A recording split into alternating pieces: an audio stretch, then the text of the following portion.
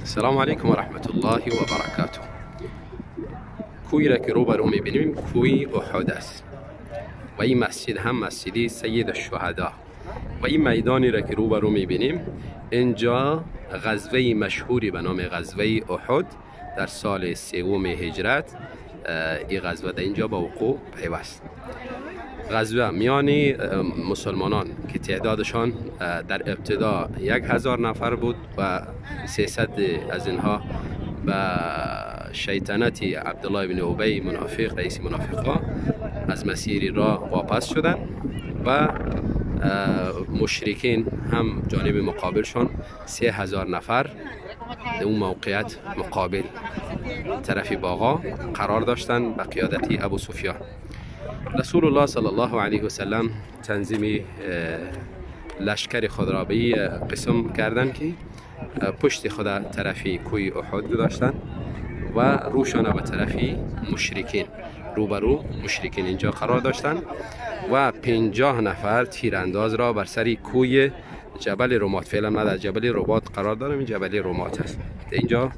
50 نفر به قیادت عبدالله ابن جبیر گماشتن و اینها را امر کردن که ما اگر شکست هم میخوریم یا اینکه پیروز هم میشیم شما از اینجا پایین نشین و ما را از پشت سر حمایت کنین. رسول الله صلی الله علیه و سلم صفوف مسلمانان را تنظیم کردند و مشرکین همچنان صفشان را تنظیم کردند. از طرف مشرکین قهرمانی به نام طلحه بن ابی طلحه العبدری بیرون شد و طلب مبارزه کرد. در مقابل از او زبیر رضی الله عنه، زبیر بن عوام پسر عمه رسول الله صلی الله علیه و سلم می باشد، استاد شد و ایره از بین برد، کشت. بعد از او یکی پی دیگری از مشرکین بیرون شدن و مسلمان ها اونها را از بین بردن. جنگ میان مسلمانان و مشرکین در این وادی در میدانی به وقوع پیوست و در ابتدا مسلمان ها پیروز شدند بالای مشرکین و مشرکین فرار کردند به طرف باغ ها. مسلمان ها مصروف غنیمت جمع کردنی غنیمت از مالی که از مشرکین مانده بوده او را جمع میکردن. باز کسایی که سری کو بودن اینها دیدن که اینها مشغول جمع کردن غنیمت است، اینها هم یعنی وسوسه‌ای در دلشان افتید و یک تعدادشان تقریبا 40 نفر اینها پایین شدن، هرچند که امیرشان زیاد نصیحتشان کرد که رسول الله صلی الله علیه و سلم با ما شما امر کرده تا با وقتی که ما پیروز میشیم یا شکست میکنیم شما از این سری کو پایین نشین. اینا گپی امیر خود شکستن و پایین شدن و خالد بن ولید در او زمان مشرک بود و این ترصد داشت، انتظار داشت که از پشت کو دور کنه و مسلمان ها را اینجا محاصره کنه. دیگر دید که تعدادی نفرها کم شدن و از پشت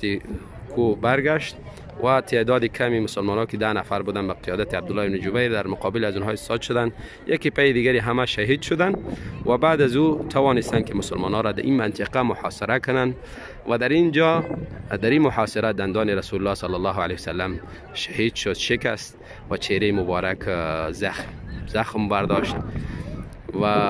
تعداد زیادی از صحابه کرام شهید شدن، تقریبا 70 یا 70 بالاتر